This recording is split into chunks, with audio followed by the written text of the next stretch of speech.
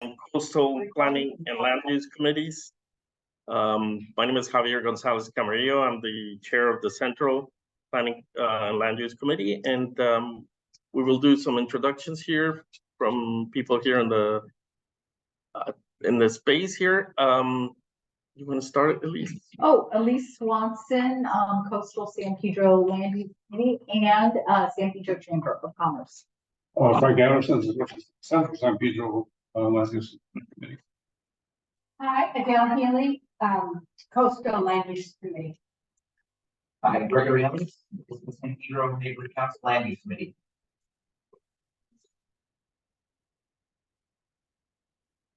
Northwest. Diana Nave, Chair of the Northwest Planning Committee. And while we go back here, Jenna McLeod, President of the League of Women. James Michael, introduce yourself. And then we have people, Robin. Hi, good to meet you guys. I'm Robin Rudisil. I'm on the Coastal San Pedro Neighborhood Council Board and Chair of the Land Use Committee. Jason. Hi, Jason Herring, Northwest Planning and Land Use Committee Vice Chairman. And we also have our two guests from the City of Los Angeles Planning Department. Thea, you wanna? Sure. Good afternoon, everyone. My name's Thea Trindle, work for Los Angeles City Planning on the citywide housing policy team.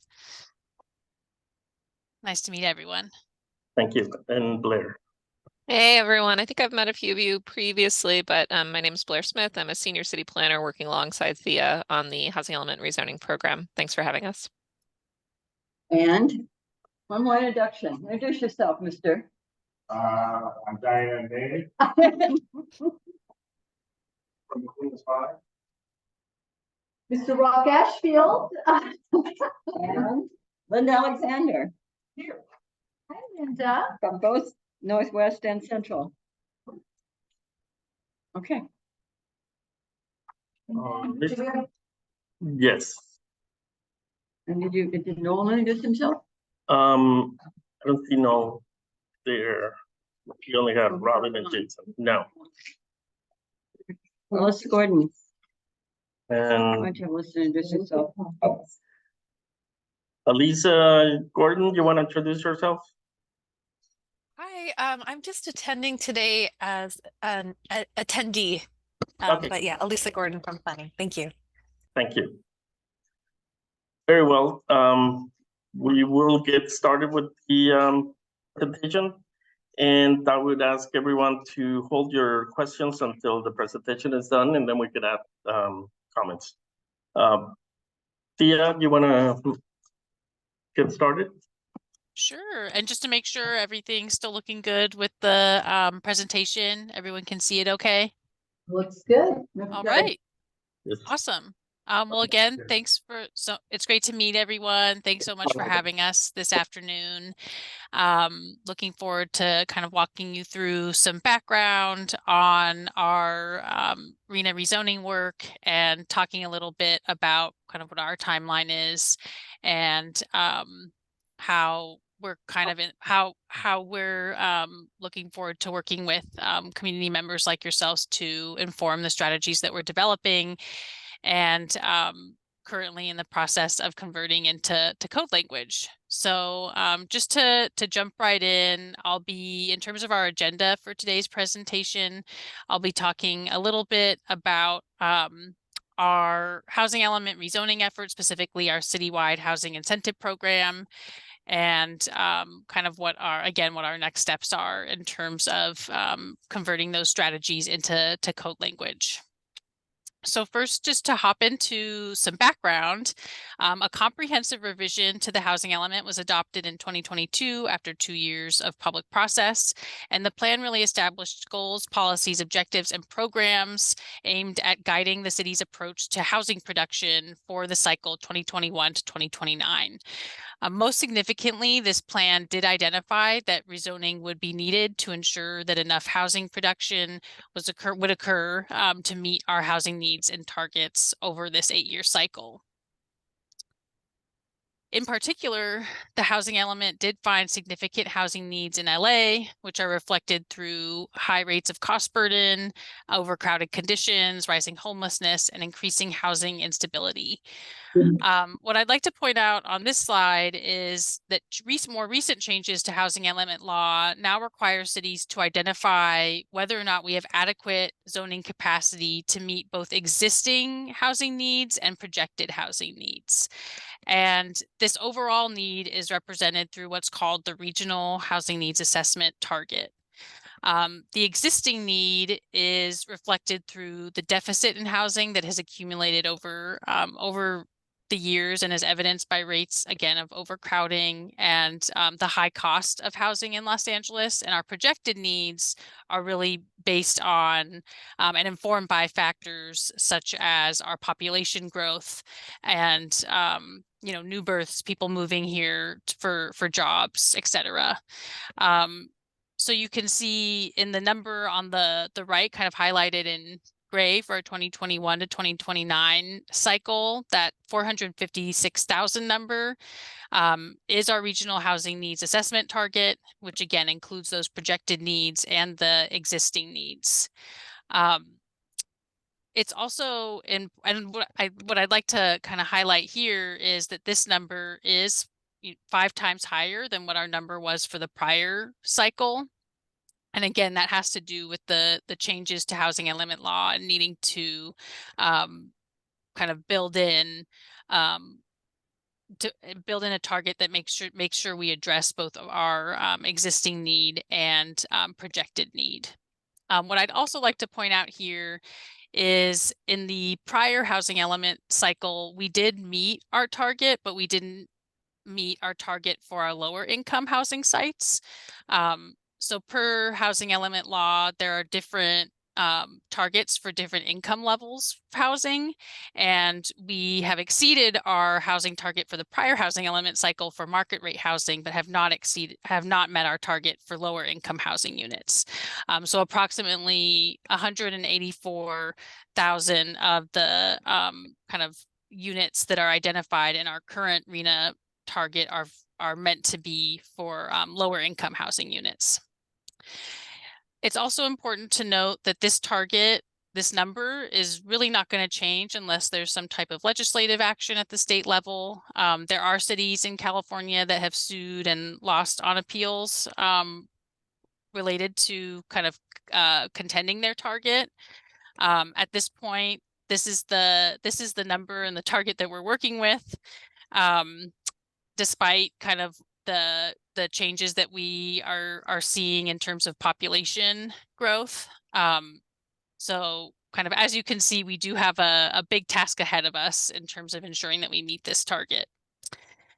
In terms of determining whether or not rezoning would be required, we took the RHNA target and through the housing element process undertook a in-depth analysis of what our anticipated development would look like for this 8-year cycle. And through that analysis found that we would create around 230,000 units, but that still leaves us with a delta of approximately 255,000 units. So again, kind of what this is showing here on this slide is that we do not project enough anticipated development in order to meet what the state has assigned us as our RHNA target. And in terms of the rezoning obligation we have on our hands, we do need to meet that by February 2025, or else we face fairly serious consequences of noncompliance. And I'll go into a little bit of that in more detail on this slide. So failure to meet that February 2025 deadline means that we could potentially be putting significant funding for affordable housing at risk. We could potentially lose our oversight over local zoning control. No net loss requirements kind of kick in, and then there could be also court imposed fines if we don't meet that deadline. So to ensure compliance, we have been working to develop a program that is informed by our citywide housing priorities developed through the housing element process, very robust public and decision maker input, and then of course state housing element law, rezoning program requirements, which include affirmatively furthering fair housing. And that's something that I'll go into a little bit more detail on a future slide.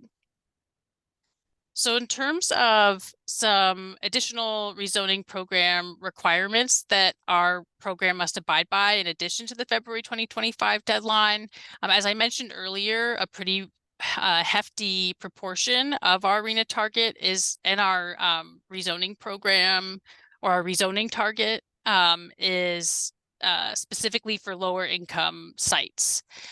And per state housing element law, there are very specific parameters that we need to comply with when we're identifying sites to meet that lower income housing target. So we must allow, so the sites that we identify for lower income and to meet that lower income target must allow for multifamily use by right if the project is proposing at least 20% affordable units. The site itself must also be able to accommodate up to 20 units per acre. So that's 16 units per site, typically in LA. And must be able to kind of have access to generally to public utilities. And then also at a minimum of 50% of the rezoned sites must be on residentially zoned properties. And that's a very important component of the housing element requirements for our lower income sites. So again, 50% of the rezoned sites for our lower income target must be on already residentially zoned sites. In addition to these requirements, we also have to make sure that anything that we're identifying for rezoning is affirmatively furthering fair housing. And I will go into a little bit more detail on that on this slide. So what is affirmatively furthering fair housing, or AFFH? AFFH is defined as taking meaningful actions that not only combat discrimination, but also undo the legacy of past harms around segregation to foster inclusive communities free from barriers that restrict access to opportunity based on protected characteristics. So the state of California has created what is called an opportunity map, which is shown on the left-hand side here. And what this map really shows is how folks in different parts of the city, what their access to critical resources such as good schools and jobs look like in different parts of the city. The darker blue color identifies areas of higher opportunity, while the colors in gray identify areas of lower resource and lower opportunity, and the teal color indicates areas of moderate resource. So these are really essentially what this map tells us is what kind of the economic mobility outcomes are for folks in these specific areas of the city. In higher opportunity areas, you're more likely to have good access to good resources, so better access to economic mobility, whereas in lower resource areas, not as good access to these critical resources, so lower opportunity for economic mobility. And what the housing element did was kind of overlay this map with where we've generally seen affordable housing production over the years. And what we found is that affordable housing production has historically been concentrated in these lower resource areas of the city. So as a result of this analysis, the housing element did call for our rezoning program to really expand access to opportunity through the increased production of affordable housing in higher opportunity areas.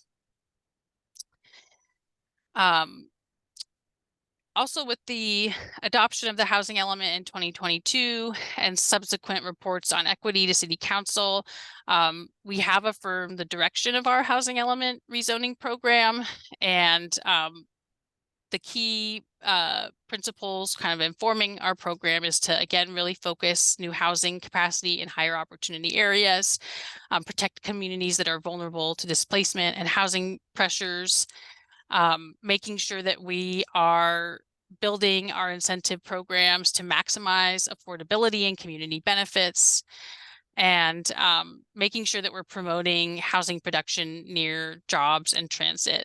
And I'd really encourage folks to kind of look at the interactive maps that we have online demonstrating where these opportunity areas are, just to kind of better understand how the opportunity maps work, and kind of where housing has historically been built, and all that information can be found online. So in terms of the relationship of the housing element, excuse me, in terms of the relationship of our RENA target and the principles of our rezoning program to kind of what our work looks like now, the first step of identifying sites that would be eligible for rezoning involved creating a candidate sites inventory that was also done through the housing element process. The RENA candidate sites inventory, again, was adopted as part of the 2021-2029 housing element, and it was required as part of housing element law, and is currently can be found in Appendix 4.7 of the housing element, and also available online in the story map that we have available for the public. Knowing that we would want more time to kind of evaluate these sites and get public input on the sites that were identified, we took a very comprehensive approach to developing this inventory. So the inventory and the strategies that it highlights, and the sites that it applies to, is much more expansive than what the program that we're working on today will ultimately be applicable to. And with that, I wanted to kind of hone in on how that candidate sites inventory specifically applies in the San Pedro area. This is a map that folks might already be familiar with and may have played around with. But I wanted to kind of just take a couple slides to kind of specifically, again, look at the candidate sites inventory and how it was addressed for the San Pedro area. So in the kind of this darker green color, these are sites that were, and the yellow color.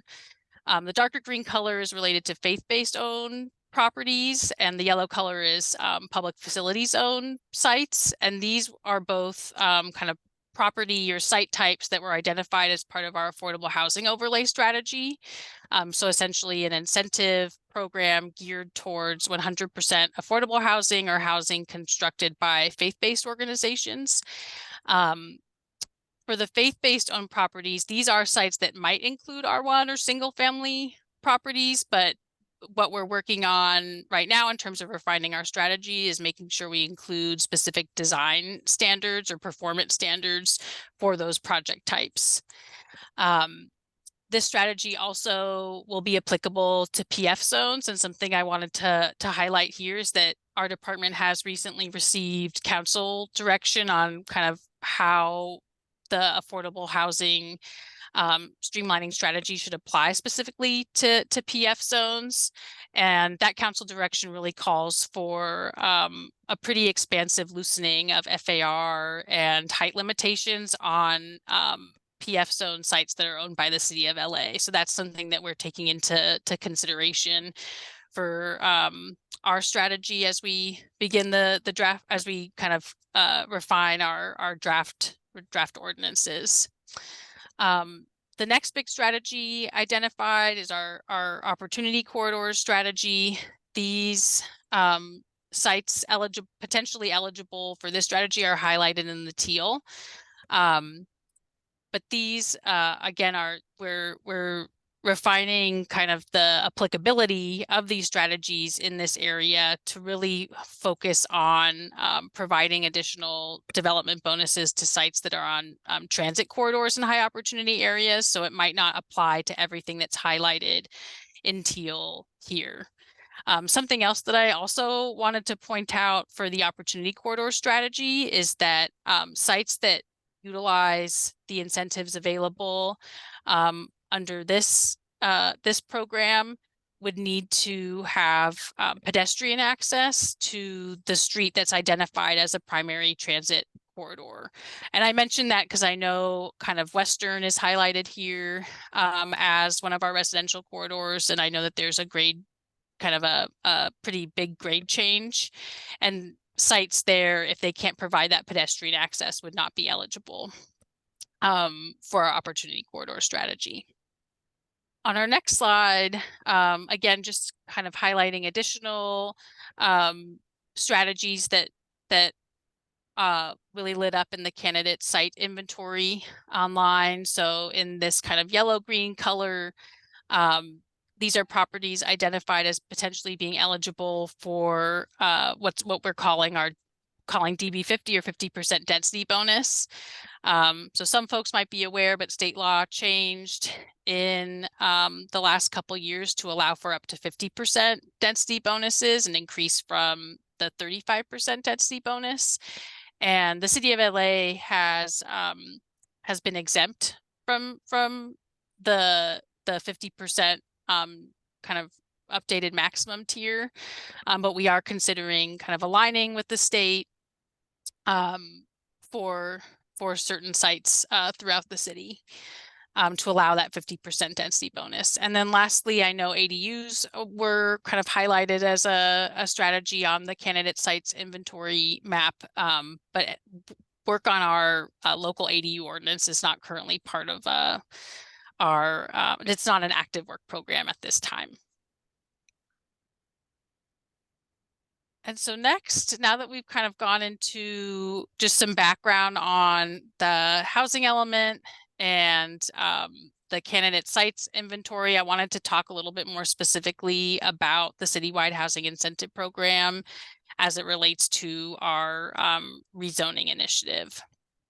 So the housing element rezoning will occur through a two-pronged approach, which includes community and neighborhood planning efforts, which are actually modifying the underlying zoning of parcels. And then the second prong of our approach is what our team is working on, known as the Citywide Housing Incentive Program, which will not be modifying any underlying zoning of a parcel, but instead be offering development incentives such as higher density and increased FAR in exchange for the provision of affordable housing. The community plan program currently has 16 community plans and 3 neighborhood plans underway. Some of these plans we expect, including like downtown LA and Hollywood, we expect those to potentially be effective by the time our February 2025 deadline hits. But other of our other community plan updates are more likely to become effective after that deadline. And I talked a little bit about this, but I think the key distinction to be aware of when it comes to the relationship of our program, the Citywide Housing Incentive Program, to community plan updates is that our program does not endeavor to modify any underlying zoning or base zoning. Our program, the Citywide Housing Incentive Program, is really meant to build off of any base zoning parameters established by the community plans to offer greater development bonuses, again, in exchange for the provision of affordable housing. And to provide a little bit more information on the different strategies that comprise the Citywide Housing Incentive Program, we have 6 key strategies. One being the adaptive reuse, Citywide Adaptive Reuse Ordinance Strategy, which a draft of that was released earlier this year. And the Urban Design Studio team, who our team works closely with, is in the process of making revisions to that ordinance as it kind of makes its way through the adoption process. Our other strategies include revisions to our existing incentive programs. So that encompasses both a comprehensive revision to our density bonus ordinance, which hasn't been updated since 2008, as well as the codification of our TOC program. Additional strategies include opportunity corridors, which is really focused on providing greater development bonuses on corridors in higher opportunity areas. And then our next kind of key strategy is our affordable housing overlay, which is focused on creating specific development incentives for 100% affordable housing projects, as well as affordable housing projects constructed by faith-based organizations. And then fifth, we have our missing middle strategy, which is really geared towards kind of allowing a little more density in areas where we want to see better transitions from corridors, commercial or residential corridors with higher density context to lower density neighborhoods. And then lastly, process streamlining is something that really underpins all of our strategies. It's really an aim to make sure that any projects that we're trying to promote, so projects that are providing affordable housing are receiving a streamlined approval process through the city. And then lastly, just wanted to kind of touch on timeline and where we're at. So we launched the citywide housing incentive program in March of this year, and also shared some of our strategies through reports to Plum on equity and rezoning, which occurred in late 2022 and early 2023. This summer and this early fall, we've been making the rounds, going to a number of neighborhood council alliance events, going to kind of public events and gatherings, hosting meetings with key stakeholders. We also hosted a series of office hours this past July, and had the ability to kind of have one-on-one meetings with constituents interested in providing feedback on our program. And now we're really deep in the process of starting to convert these strategies into actual code language so that we can release drafts to the public later this year. Looking ahead to next year, the plan is to kind of, again, take in public feedback after our drafts are released and really incorporate that into the drafts early next year, and then kind of head into more of the adoption phase next spring, all with the intent of meeting our February 2025 deadline. So we're moving fast, but still making sure that we're kind of listening to folks and taking into consideration important concerns that the public has kind of about this program. And lastly, I just wanted to make sure, I know I mentioned this earlier, but I wanted to make sure to highlight the Concept Explorer and survey that we have available online. I really encourage folks to visit our rezoning webpage online and take our survey. Again, with the we really want folks to be able to provide feedback on this platform so that we can take all that feedback and incorporate it into the drafts that we're working on now. And with that, we can take questions. I know that was a ton of information that I just threw at you. So happy to answer questions. Any questions you have. Thank you, Thea. Okay, we'll open it up to questions, and I would ask that we keep the questions brief so that we're able to allow others to ask questions. Anybody have any questions? James. So, they showed the map of San Pedro. It was up on the western. I can go back to that slide if that would be helpful. Please do. And we're in central San Pedro right now. is there a map for each neighborhood council district? We don't have, I'd have to look at the candidate sites inventory map. I'm not sure if there's a neighborhood council layer that you can turn on to understand the boundaries, but you can use the map to kind of hover over any neighborhood you want to kind of take a closer look at in the city, and then kind of turn on strategies as kind of turn on different layers to understand how those different strategies apply. What I would say here, in case I didn't make it clear when I was going over these slides, these are the maps that were created as part of our candidate sites inventory, and our candidate sites inventory identified many more sites than will necessarily be eligible for our chip incentive strategies. So I would just kind of keep that in mind as you're looking at the maps. When we release our draft ordinances, all of these maps will be updated to more clearly show which properties really will be eligible.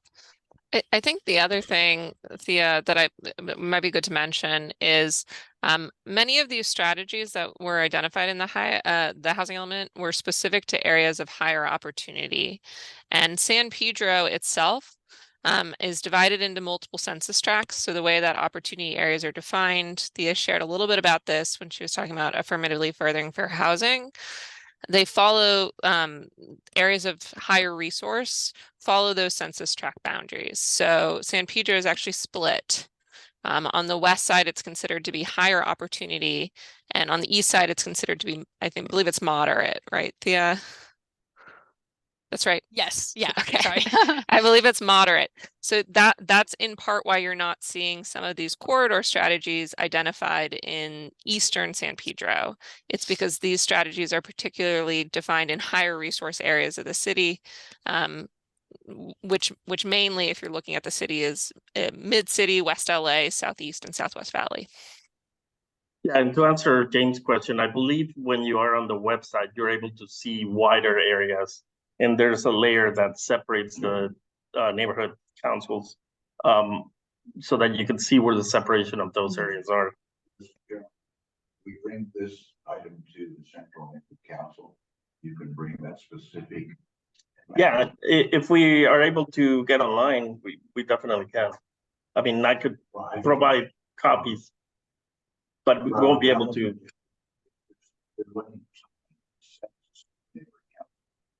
And each council.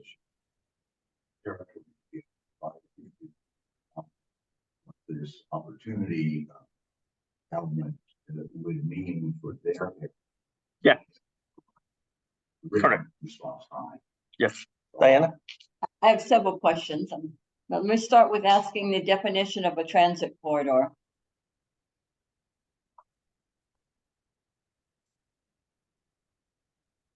Sorry, can you repeat that question? Yeah, how are you defining transit corridors? Ah, gotcha. Thank you. So there are a few ways we're going to be kind of defining those. They're essentially areas of the city that have access to, they're either within a certain distance of major transit stops, or they're on what we call high quality transit corridors. So high quality transit corridors are streets where there are bus lines that run every 15 minutes going both ways at peak hours. So that would be a street type, or street or corridor type that we would identify as part of our strategy. And then we're also looking at corridors that have bus lines going both ways, where the headways are every 30 minutes. We really have almost none of that in San Pedro.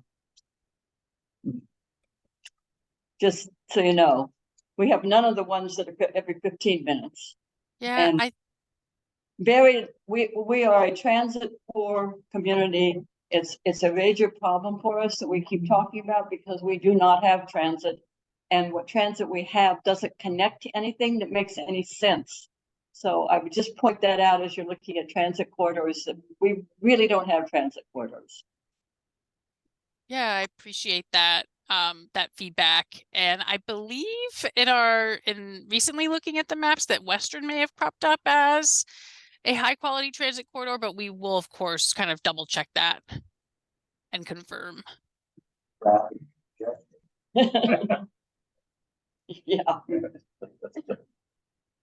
Did you have another I question? do, but Pat has a question. Pat. Well, okay, I'm gonna ask the question about the ADUs that you are now no longer including ADUs in your list, and I'm wondering why. Sure, yeah, and I probably should have elaborated on this a little bit more. So revisions to our local ADU ordinance are not going to be occurring through our the drafts that we're working on as part of the citywide housing incentive program now, but we hope next year to undertake kind of both an ADU and a Senate Bill 9 work program. Senate Bill 9, I'm sure folks are aware, is the bill that became effective last year and allows by right urban lot splits and 2-unit developments. So I think we'd be looking at creating our local SB 9 ordinance in conjunction with making revisions to our local ADU ordinance.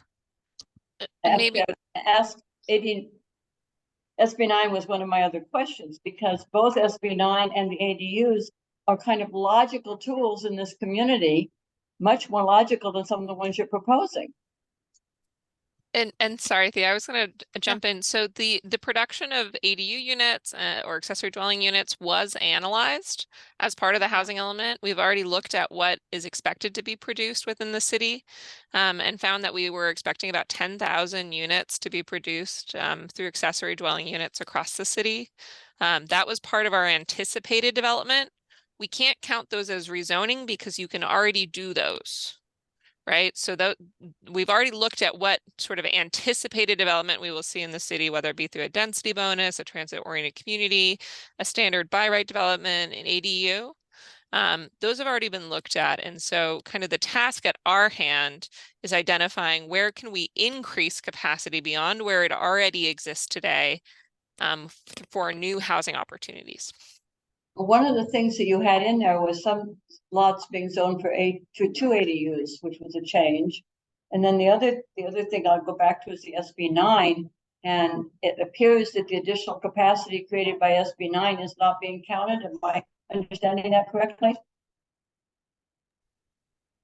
So today you can already build up to 3 ADUs on most sites in the city. So there's no change to that. You're allowed to have 2 independent ADUs in your rear yard, and you're allowed to have a junior ADU. If you're a single family house, if you're a multifamily zone, you're also allowed to permit up to 25% of your unit total as ADUs. In terms of the rezoning strategy, we're not planning, as Thea said, we're not planning on doing a local SB 9 ordinance at this time. It will follow in the coming years as we're discussing that. We're going to have a public process through that, but it wouldn't result in the creation of new capacity. That capacity is already on the ground today. You already have the ability to do an SB 9 project today. It's about improving procedures primarily, and that's why we're looking at that ordinance in the future. Pat, you had a question. When I see the map, and I hear you talk about economic opportunity sites or opportunity being more appropriate for the west part of San Pedro and less for the eastern part of San Pedro, I wonder if you've considered the economic, sociological impact and economic justice impacts of your zoning plan. Excellent. Sure, I can try to take a stab at that question. So the current strategies are really focused on, and again, this is the result of our kind of fair housing analysis done as part of the housing element, and taking a close look at how the opportunity maps kind of are related to the kind of maps of where we've seen affordable housing produced throughout the city. But but our strategy's aim is really to try and focus more of that affordable housing development in higher opportunity areas of the city. Historically, lower resource areas is where affordable housing has been concentrated, and to ensure we're constructing affordable housing in areas where the folks residing in that housing can have access to positive outcomes and economic mobility. We want to make sure that we're kind of creating more development bonuses in those higher opportunity areas of the city. But in terms of kind of, I'm not sure if this was part of the question, but in terms of kind of environmental justice impacts, that is something that we are taking into consideration and considering potential kind of carve outs for areas where there are environmental hazards, and maybe making kind of those sites ineligible for our incentive strategies. Does that answer the question? So, but what I got from what you just said is that the higher opportunity site areas are going to get mostly attention, more of the density, which means more of the services and more of the more of the services and more of the facilities, public facilities, and that sort of thing, and the area on the east side of San Pedro, which is already somewhat bereft of recreational and other opportunities, will become even more of a wasteland. Yeah, I can hear that. I hear that point. And I think, you know, the intent is not to necessarily preclude or disincentivize development in lower resource areas of the city. The intent is really to see what extra incentives can we give to try and focus development in higher opportunity areas of the city. So I think we want to see increased housing production citywide.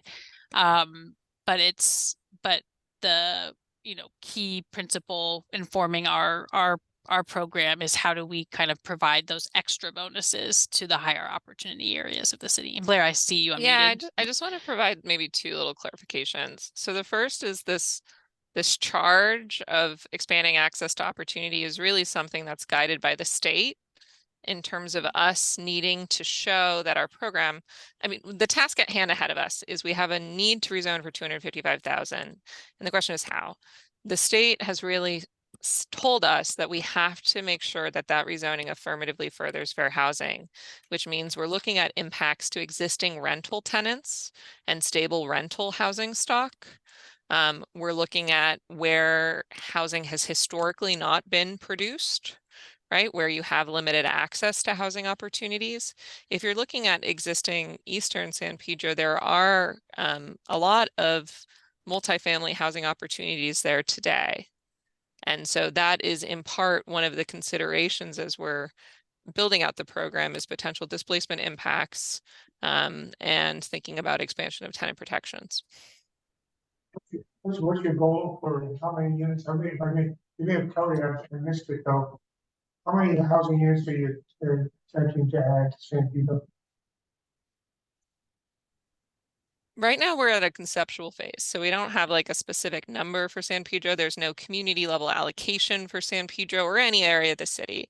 We have a citywide target and we're developing strategies that could be applied based off of general criteria citywide or refined criteria citywide, and we're working on the refinements of those, but there's no specific growth target for a neighborhood like San Pedro.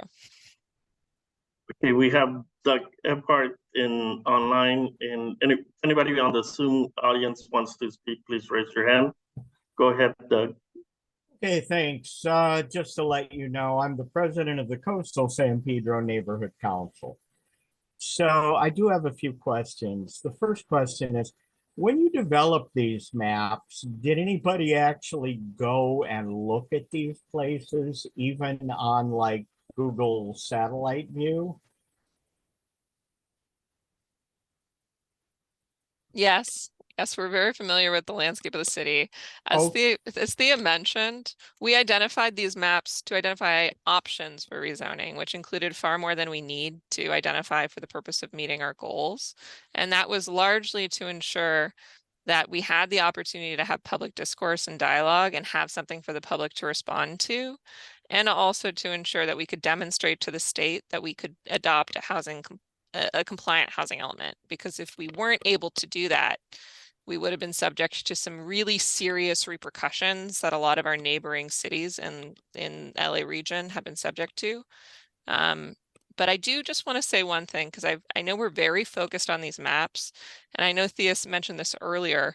These maps were very preliminary, and what we want to hear from you, I know it's helpful to respond to something, so if this is the best way to have this conversation, let's have it this way.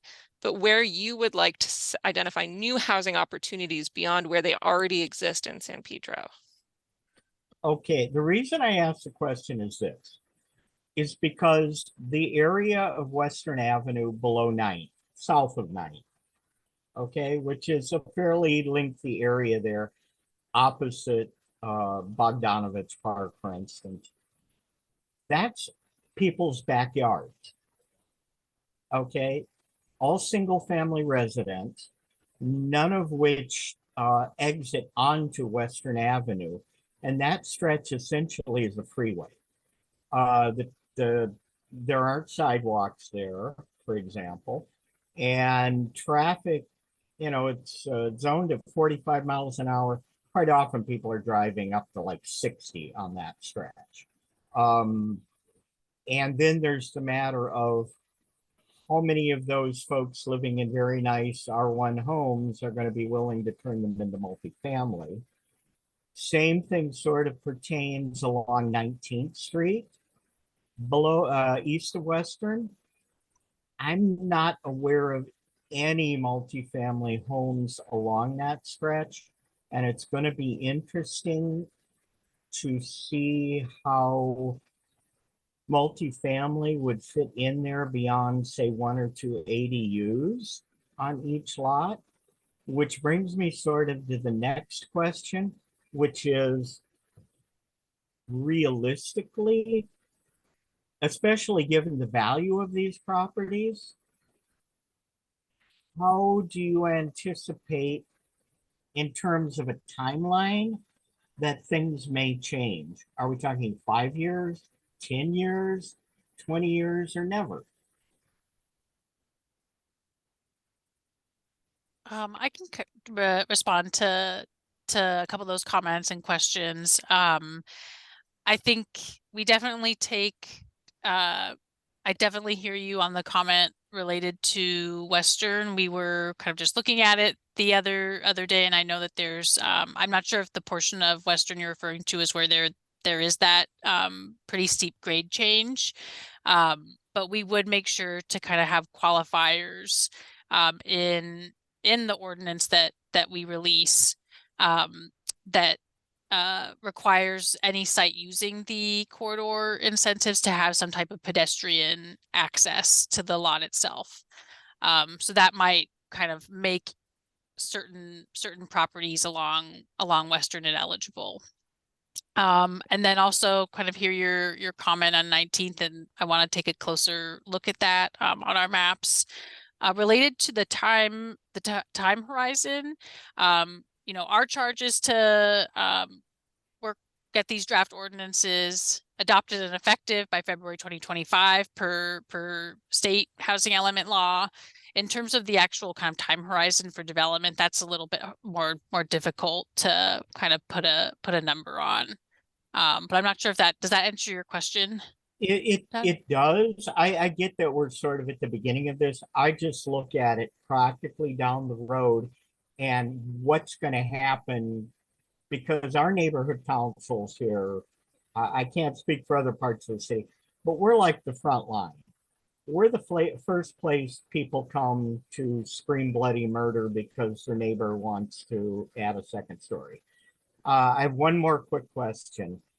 The map doesn't show anything south of about, I don't know, 25th, if it even gets that far.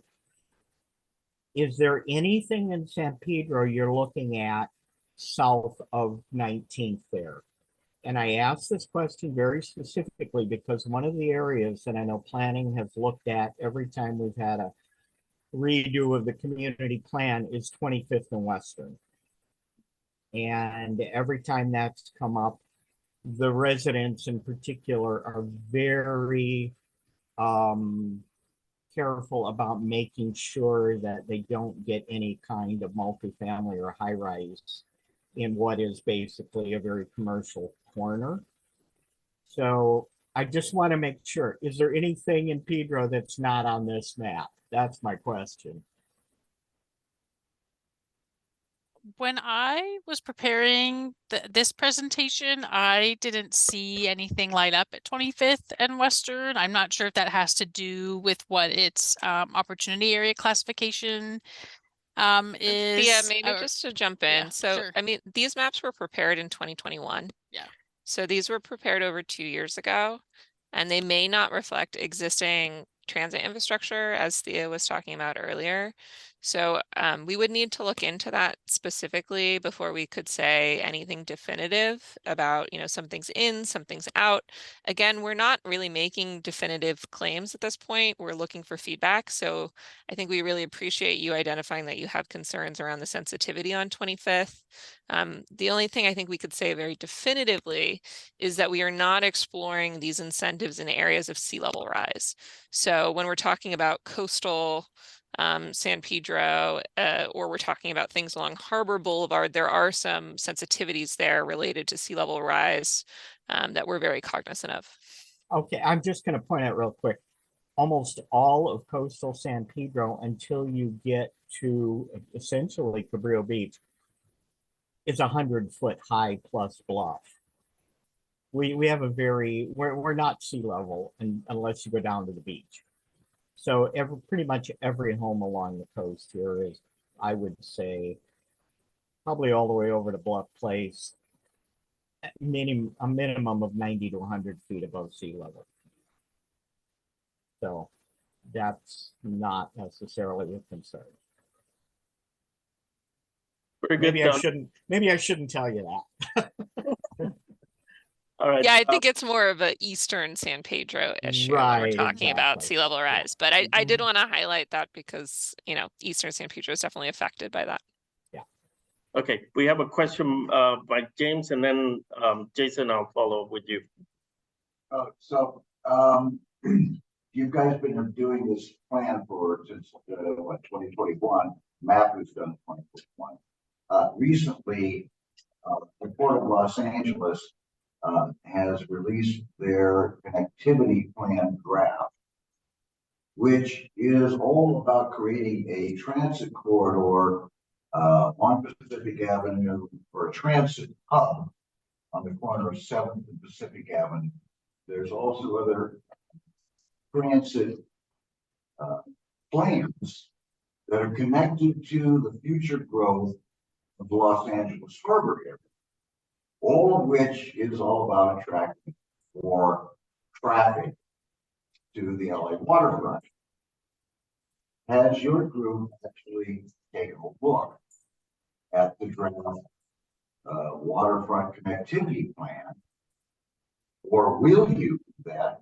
I just told you about it, and consider that as part of what you're planning here in terms of density housing, access to transit. Yeah. Thank you for that. I haven't personally looked at the POLA connectivity map. I'm not sure when that came out, but we will certainly look at that and review it to kind of see where there are kind of how it could complement our incentive programs and vice versa. Appreciate you pointing that out. Yeah. Also, to add to that, as existing transit, as new transit is brought online in our existing commercial and multifamily areas of the city, they become eligible for a program known as the Transit Oriented Communities Program. So there already is a system in place to respond to transit on commercial corridors. in the entirety of the city. So yeah, it's really exciting to see transit expansion in San Pedro. And there is a program already in place to respond to that, known as our transit oriented community strategy. The additional thing there is that you going through real public transit corridor is along Pacific Avenue, where there are already incentives for builders to build low-income housing, et cetera. I'm surprised that Central San Pedro isn't in your matrix map targeted. I agree. Jason, Hi, so the intention here is, correct me if I'm wrong, is in areas that are, let's be honest, wealthier and have less density to promote higher density and more, affordable housing, correct? Yeah. So I'm just wondering, and maybe this is somewhat of Doug's question as well, is in what timeline do you expect this to produce results? Because based on the differential in real estate prices along some of these neighborhoods versus Eastern San Pedro, I don't know how you're going to entice people to pay the higher price for units that they could deploy elsewhere. So I'm wondering if this is going to really practically make a big change for one thing. Sure. I think that, yeah, thank you, Jason. I think that's a very fair question. And I should have mentioned this earlier, but we are currently in the process of working with AECOM, conducting a market study to better understand kind of what the market feasibility is for some of the key kind of project types we want to see in higher opportunity areas at the affordability levels we want to see. So that study, I think, will largely inform kind of how we set the affordability levels for projects, and then also just what the bonuses are that we offer in our draft ordinances. So I think the hope is that it's hard for us to really predict kind of what the the redevelopment likelihood will be after our incentive strategies are adopted, but at the same time, we're hoping that we can kind of take into consideration the analysis done through this market study to better tailor our development bonuses to try and make those projects pencil in the areas where we want to see them.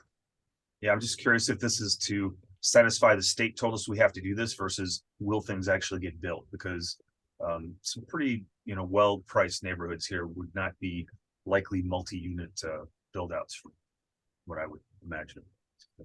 Another question I had was, I know it's been brought up a couple of times around our lack of transit, and someone mentioned that, well, this map hasn't been updated since 2021, maybe new transit has happened. No, it's only gotten worse since 2021. Since COVID, headways on buses are lower. Nothing's gotten better. San Pedro is particularly sensitive to transit and transportation routes because we are a cul-de-sac, right? There's kind of one way in and one way out. You can't think of us as a normal city where you can move in all, 4 geographic directions. So having really high quality exits to San Pedro, there's only really a handful, and they're not the best plumbed as they are. Metro, do you have friends at Metro? Do you guys work together? Hopefully you can encourage them to bring some of them. We would love to have light rail coming here. There is a Vermont corridor that naturally should go right to the Port of Los Angeles. They won't study it past PCH. The Green Line, or whatever it's called today, extension, goes as far as Torrance. They won't study it past the PCH intersection with the 110. We desperately would love to have that transit extend itself towards San Pedro and thus open up a lot more transit community incentives. And then have, corresponding buses that could get to the transit that could make some of these routes really attractive to multi-unit. But right now, a lot of these, maybe they look good on paper because Western is a 4-lane, somewhat large street, but that's like one of the few vital arteries that people can get in and out of San Pedro in a disaster, in any kind of situation. It's constrained, and it can get very backed up once you get past, the little. Don't be fooled by the 60-mile-an-hour speeders on that section that were mentioned earlier. You get a little farther north and it's about 15 miles an hour at best on a busy day. So I'm really concerned about the lack of transit deployment and strategy. And I wish incentives like this would work together joined at the hip to get transit developed as well as, hey, we want to build this here, but I wonder if you guys are always talking to, hey, bring in the pipes so we can make it work. Making sure I'm on. I just wanted to make sure I wasn't muted, but yeah, I appreciate that comment, and our department does work with Metro. I will say that, the intent here is for these incentives to kind of, as Blair was explaining, in terms of how our TOC program works, a project doesn't, or a site doesn't get access to those TOC incentives unless there is a major transit stop that they're within a certain distance of. Similarly, the strategies that we want to deploy wouldn't necessarily be available unless the site kind of had access to that transit. So though it's hard for us to necessarily kind of predict what Metro will necessarily kind of spearhead as spearhead for their focus on increasing transit in this area. We're really trying to kind of draft our code language in a way that specifies that these incentives only become available when that transit comes online. So the hope is to, we want to focus more density near transit, near jobs. So those development bonuses that are kind of being contemplated as part of these incentive strategies are really tied to a site, whether or not a site has that transit proximity. So they're conditional. So this might look great on this map, but then when you really did the transit analysis, none of it might work. That's fair. Yeah, we have to kind of, again, these maps were done a couple years ago, and so when we're finalizing our strategies, we'll need to make sure that whatever was identified here is still kind of something that would kind of determine a site's eligibility. But yes, because I still kind of see, like, you guys have these, you've been charged by the city to comply to the state to do this for housing in your own lane, and Metro has its own little plan, which is based on current traffic studies and how things are historically. So they don't necessarily think about, well, the city is now planning to add all this additional housing here, but we're not taking that into our needs for our transit analysis. So we're not even going to start talking about this new transit thing until this is all built out. And by then it's going to, it's like you guys are, So there is actually a process by which we talk about where growth is going to be occurring in a city. It's called our RTP-SCS. That's the longest, acronym ever, but it's the Regional Transportation Plan Sustainable Community Strategy, which is done by our regional governance known as SCAG, the Southern California Association of Governments.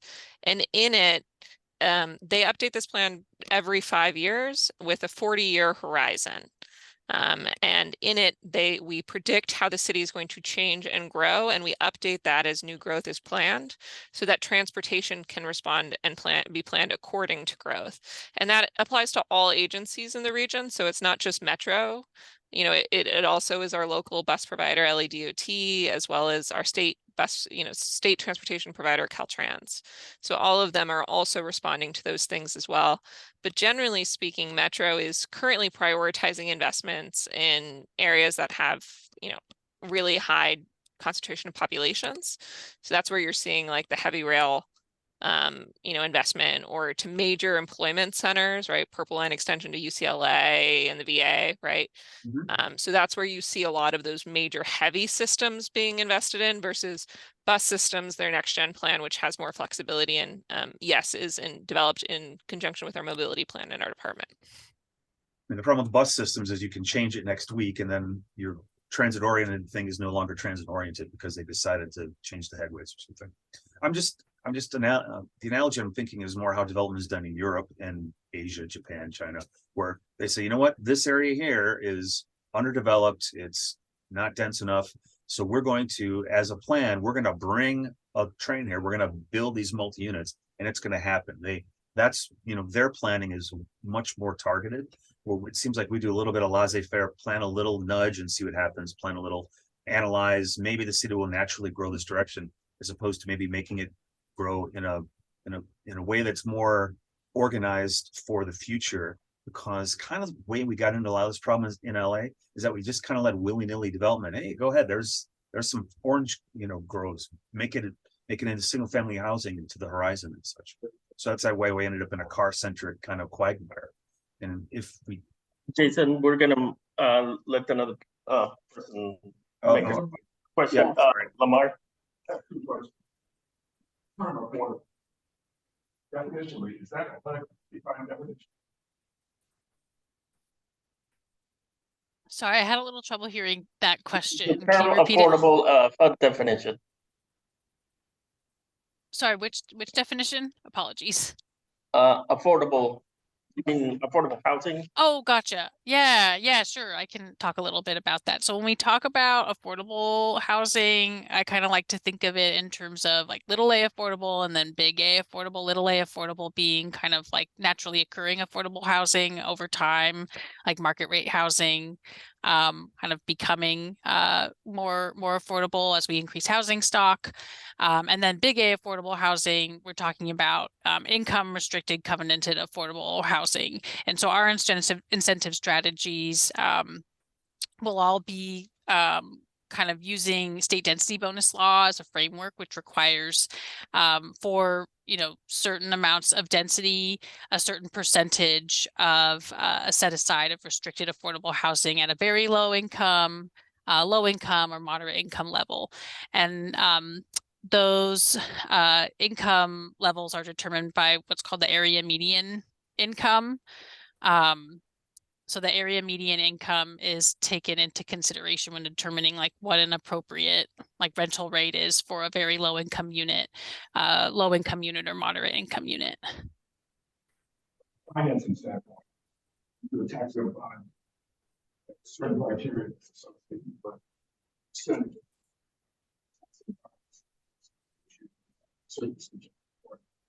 You're kind of the three categories of what you're talking. You don't really have two definitions for them.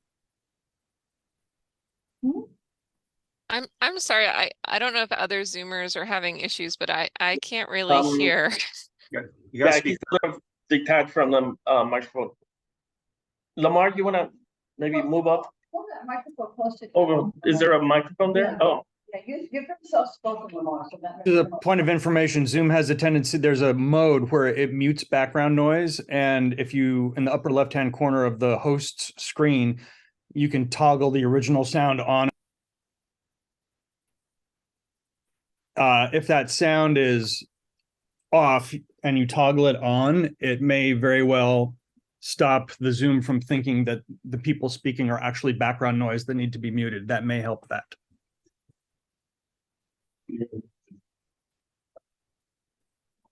can you hear us better? No, maybe Javier can just repeat the question. Yeah, we can hear you, but we didn't have a test. It's sort of a long question, so I'm afraid to not properly address the question as you want to. Oh, there you go. Can you hear me now? No.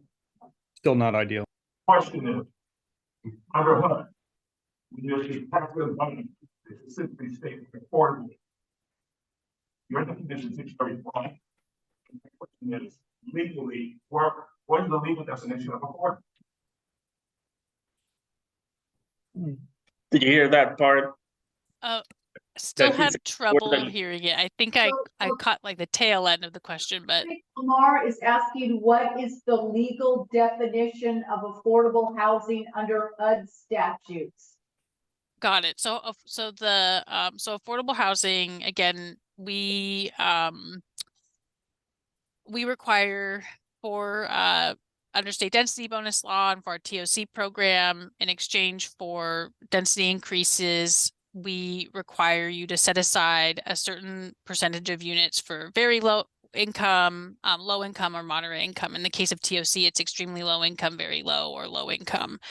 And those different kind of income levels are set by, there's kind of the HUD schedule, and then there's also what we call the HCD schedule. So our incentive strategies will be based off of the HCD rent schedules, which establish kind of the appropriate rental rate for, again, those different income levels. I can't say the numbers off the top of my head, but those are all available online. And any units kind of provided to meet that set aside requirement would require a covenant. For under state density bonus law, it's 55 years. We're looking at increasing that covenant requirement for our incentive programs. Blair, I saw you unmuted. I don't know if you have anything to add to that. Yeah, I was going to try to chat, but it doesn't look like we have a chat. I was going to link to the schedules, but one just point of clarification, the schedules that are used for state density bonus law, which are known as Schedule 6, if you Google LHD rent schedule, you'll be able to find a page where they have these links. They require lower rent rates than the HUD rent rates. So it's more affordable to an individual who would be receiving that low income unit than the HUD rates. The other slight just wonky clarification is that for an 100% affordable bless you. For an 100% affordable development, you're allowed to use a mix of HUD rates and HCD rates. So, and that's because a lot of them are funded by the federal government. So they have to use the HUD ones. So that's just something I want to clarify.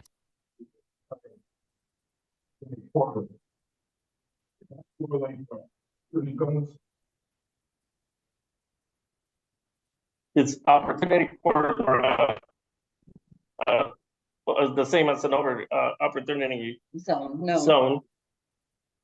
No, so those are different. So opportunity areas are determined by the state they're made by the TCAC. They're called the TCAC opportunity maps. I can't recall exactly what TCAC stands for at this moment. But opportunity areas are determined by the state, and the opportunity corridor, which is one of our kind of key citywide housing incentive strategies, is a transit corridor, residential or commercial transit corridor, where we'd like to, in a high opportunity area, where we'd like to focus more density and more affordable housing production. Very good. Lamar, is that satisfied? Noel, you raise your hand. I did. Thanks, Javier. And thanks, Thea and Blair, for coming out and giving the presentation, and also, taking comments and suggestions. Really appreciate that. My first question is, you have mentioned a couple of times that this map was made in 2021. So I'd like to know if there are sections on the map that we're taking TOC, transit-oriented community zones, into account. Yes, I believe that's a layer that you can turn on the interactive map itself online. Okay, but not here. Okay, and the reason I'm saying that. Yeah, go ahead. Yeah, sorry. So the TOC area buffers are not a layer that's online. There was a strategy called Transit-Oriented Communities Expansion, which San Pedro was not really eligible for because you don't have a lot of transit-oriented communities. We don't have any, actually. Yeah, exactly. So that's why you wouldn't see it on your map. So I just clarifying, you won't see that on the map. And then just caveat, we're showing these maps because we understand previously, when we've met with some of the members of the Land Use Committee, they'd been talking to some folks at United Neighbors and had been focused on these maps. So we wanted to, again, speak to these maps with the larger Plum Committee members so that you could understand how these maps have changed, because they have been focusing on these maps. We are not currently really focusing on these maps. We're focusing on concepts and where we want to go and where we want to vision. So we've tried to step away, and that's why these are out of date, because they are in fact old information. Yeah, was it intentional that the pink part in the middle looks like Northern California? Sorry. Just happens to look exactly like NorCal. Anyway, yeah, no, I just wanted to bring that up and sort of piggyback off of what was Jason was saying, and Diana had brought it up earlier. We have had a series of transit-oriented community maps that developers have used to justify their projects, and then subsequently have entitlements granted because of, and of course you realize that on a TOC map, that if you're within a half a mile of the transit-oriented community, you've got drastic parking reductions and all kinds of other things that become available to you as a developer. And, you know, it turned out after doing some exhaustive research that we found that, in fact, San Pedro doesn't have any transit-oriented communities that qualify. So it's important to keep that in mind. Also, along the lines of what Jason was saying, the way LA is doing this whole expansion thing is really putting the cart before the horse. It's like I've talked to people in the city at different levels, and I was told recently San Pedro needs to add 15,000 more units before we even consider, you know, increasing the transit and adding you know, rail or anything like that to go down to San Pedro. But when you have the ability for people to get on a train and go from their work or take a short hop down to the harbor and hop on a train and go to downtown LA or wherever it is that they may have their job and be there, you know, relatively quickly compared to hopping on a DOT bus that from San Pedro to downtown might end up taking 2.5 hours before they actually get to their job, versus jumping in their car that, you know, might take 45 minutes if they have a fast track or an hour if they don't. You know, you're talking about real time out of people's lives, going back and forth to work that they're never going to get back. You know, I worked on the West Side for many years, and there, of course, there was no transportation, public transportation really to go from here to the West Side, and drove, and even driving, calculated that I was losing 6 weeks a year out of my life just driving back and forth to work. And that's when I made a decision to either telecommute or make some changes in my life, because that's it ends up over a career being years of your life lost that you can never get back. Okay, Doug, That's what we're asking, without the transit first, to be able to develop, you know, the extra housing. And I'm off that topic now, Javier. So okay. I'm Yeah, just, we have one more. yeah, I'm not done. Sorry. Everybody else got like 16 questions. So let me ask one or two more. We've been told different things regarding, you're looking at this map, and somebody asked a question earlier about, maybe it was Doug, about development going past 22nd Street, for example, or something like that. We've been told at other times that these kinds of maps and this kind of intention was to go all the way to the coast, through Point Furman and the Palisades and all of this kind of thing. We recently have a motion in our neighborhood council to you know, allow what the existing laws allow, like SB9 and the ADU laws, and, you know, SB9 has got a lot of expansion capability and all of that sort of thing. But, you know, if you have a single family neighborhood that can already expand and provide extra housing, and then all of a sudden put something that's 6 stories in a predominantly 1- and 2-story neighborhood that has no requirement for lower income housing, and it's just market rate because it's closer to the coast, which is the opposite of what the Coastal Act was originally incorporated to do. That doesn't help the housing crisis with people who are having trouble, you know, having a place to stay because they can't afford it.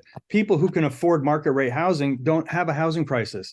It's people who have less of an income who need to have more of that kind of housing provided in order to be able to have a place to live closer to their work, to be able to not be on the street, you know, all these kinds of things. And when you're building 90% market rate housing and a small percentage for very low, you would have to build, you know, hundreds of times what the RENA number suggestions are in order to be able to accommodate the people who are having the affordability trouble in California right now. People who are wealthy don't have a problem. They're living in a nice house wherever they want.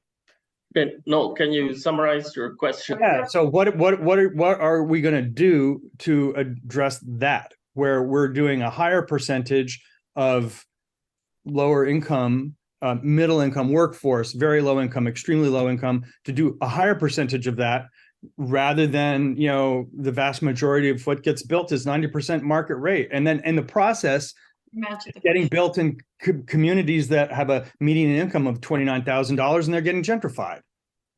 Right. After 6 generations of families. Sure. And how Yeah. to flip that. Yeah, I mean, I think that's a very fair point and fair question. And I think that's why our CHIP strategies kind of include working on providing incentive strategies for mixed income projects, while simultaneously tailoring incentive strategies for 100% affordable projects. As Blair mentioned, under state law, 100% affordable housing project is 80, can be 100% low income, but it could also be up to 20% moderate income. That's fine. So we're kind of, again, like in conjunction with developing our mixed income incentive strategies along opportunity corridors. Our TOC program, I would say, is more of a mixed income strategy. Simultaneously, we're looking at kind of how we can offer greater development bonuses for these 100% affordable housing projects. And in addition to offering greater development bonuses, how can we streamline those types of projects even further and offer them an even faster kind of application and approval process? I know some folks are going to be attending the Affordable Housing Streamlining hearing later this evening, starting in about 10 minutes. That's kind of one thing that's a separate effort that our team is working on, focused strictly on the procedures and fast tracking 100% affordable housing projects. But we're looking at both kind of the procedural streamlining and the increased incentives that we can offer, so that we can, make sure that we're seeing that type of development as in addition to the mixed income development. Okay, thank you. I just want to say one super short thing. When we have strips of areas that are commercial that have stores, a lot of the stores going out of business, that kind of thing, like Bed Bath & Beyond just closed, just as an example, huge place. There's parking all over these places, and those are ripe for developing into housing. Why not? I mean, you've already got the infrastructure. You've got the infrastructure for all of the electricity and for the water and the sewage and all that sort of thing. And then you have parking that's already built in. And then you have the ability to build bigger there, build taller, and have an opportunity to utilize that resource. And we have it all over the city. And it seems that we're kind of going to these kinds of maps in the single family and, you know, low multifamily neighborhoods prior to exhausting that highly valuable resource that's already got the infrastructure. We just do that first. Okay, no, we'll make time for Robin so that she could get her. Okay, I know we all need to get on to the streamlining Zoom, but I just have a quick one. I know the state wants all these zoning changes in the high opportunity areas, but what is their vision for sort of the existing lower opportunity areas? I'm worried about them. I feel like we're just ignoring them and they're just going to go by the wayside and not get the attention. Sure. Oh, go ahead. Thea, do you want me to speak to that? Yeah, as part of the housing element, we were required to analyze how our city programmatically plans for affirmatively furthering fair housing. So one component is rezoning, right? Other components are housing-based programs. In the housing element, we have 135 of them. That include, I think, 16 different departments and agencies, some of them in the city, some of them are joint, like LAHSA and HACLA. And really, I think the fundamental thing that the state has asked that we prioritize is investment, and prioritize investment in rehabilitation and preservation programs in those geographies. So that means mobility and physical investments. It also means, you know, as we're scoring projects in the city and other departments like LADOT, considering that and prioritizing that. The CAO has an initiative which we worked with them on a report on in January of last year about how we could make our budget more equitable in terms of how we are actually expending our budget to ensure that these investments are occurring in these places that need it the most. Great, thank you. Yeah, services and investments is the short answer. Okay, good. We have let me get really quickly, since so much of this discussion is involved with older maps and is at a really preliminary phase. Do you have an estimate of when you'll have an updated set of maps with more sites reflecting the refinements you mentioned today? And so, will you bring that map back to us? Yes, and yes to both of those questions. So we will have revised maps when we release our draft ordinances. We're targeting, kind of later this fall, early winter of this year, to get those draft ordinances out alongside those updated maps so that the public can review the draft ordinances kind of in conjunction with the revised maps that accurately reflect kind of what our strategies or what our ordinances will be touching in terms of sites throughout the city. Thank you. Thank you. Diana, you had a Yeah, I had a question too, in terms of your final goal. With your final, you've got identified what, 1.4 million opportunities now on that old out-of-date chart. Are you committed to only submitting the number that is the required number, or are you planning to submit more than required number? What's your goal in terms of what you're identifying? Sure, I can try and answer that, and Blair, feel free to jump in if I get anything wrong, but our goal is really to hit that 255,000 target by February 2025. That is our charge this year and next year to kind of alongside any community plan updates that we'll be able to kind of use towards meeting that target, is to meet that number with our incentive strategy. So that 255,000 number is really what we're shooting for. Yeah, I think the only like maybe caveat to that is of that 255 number, there are specific income splits, and then there's that residential requirement. So, you know, it gets really wonky when you really divide up the number. But there are certain obligations, like for instance, some of our active community plans like downtown doesn't include any residential rezoning. So we won't be able to account for, you know, residential low income numbers from downtown. So they might bring in a higher number, but we're still going to need to account for residential rezoning for our low income sites. So there's some caveats to that. I wouldn't say like we're capped at 255 because we have some other considerations and factors, and also our charges to make sure that we, you know, have those sites available. So, you know, we have to kind of make sure we're dotting all our I's and crossing all our T's. Thea and Blair, thank you so much for the presentation. We really appreciate your time and definitely very interested in the process. So when you have the draft, you know, we'd be happy to have you back and share that with us and the community. So, well, again, thanks for your time. You're welcome. Thanks, everyone. Thank you. Have a great rest of your evening. Thanks, guys. Thanks a lot for coming out. Thank you. We can do public comment. Comment? Yeah, we have to do public comment. Public comments. Yeah. Yes. Yeah. Oh, yeah, no, I got Before we go off the Zoom. no. I wasn't ready to close the meeting. I was just letting them go to the next. Yeah. So next item on the agenda is public comment on items not on the agenda. And seeing none. I have one. Oh, you do? I just want to remind people that comments on the connectivity plan, the public comment period ends November 7th. So if you have comments on the connectivity plan, you need to get them in then. And the other thing is that the West Harbor EIR, I know some of you have been interested in the supplemental EIR. It's now calling a sequential EIR. Oh, no, I've never heard that term. It's supposed to come out any day now. And Yeah. then, did Mike say that, the recommendations for connectivity plan are going to Harbor Commission early in December? December 7th. December 7th. Yes. Right. Thank you. Anyone else? Is this where we can make an announcement? Yes. Well, hi, everyone. Sergio Carrillo is 75. I think that Pamela was earlier. Yes. She is ill, working from home this week. Good. Can't be at the office. I just wanted to announce that on Wednesday, October the 18th, a week from tomorrow, or from today, Yes. It's the official state of the district for the 1.5. Guess we were the unofficial. We did. I'm The chamber sorry. instead of fundraiser, we called it the state of the district. But the official state of the district is next Wednesday, October 18th.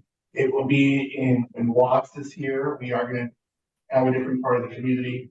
But we do invite all of you to attend. We're changing the name of ours next year, by the way, so we don't, we've never had this issue before, but we will change the name of ours. So I will send out an email to the chairs, if the chairs don't mind sending it out to the committees. I'd appreciate it. It's next Wednesday, a week from today in Watts. Thank you, Sergio. And that brings us to the end of our meeting. Our next meeting is October 25th, the regular meeting. And hope to see you all there. So for adjourn. Two main agenda items that night. One is the presentation of the Rancho San Pedro specific plan. And the other is Lisa Gordon talking about the rezoning update. Yes. Rezoning of what? The rezoning update. With the transfer from the old zoning to the new zoning. Yes. And that's going to be a brief presentation on her part. Briefer than Noel's answers? Yes. Okay. Another Zoom meeting, another. Yeah. There's another event. Well, thank you, everyone. I'm going to end this meeting. Thanks. The Northwest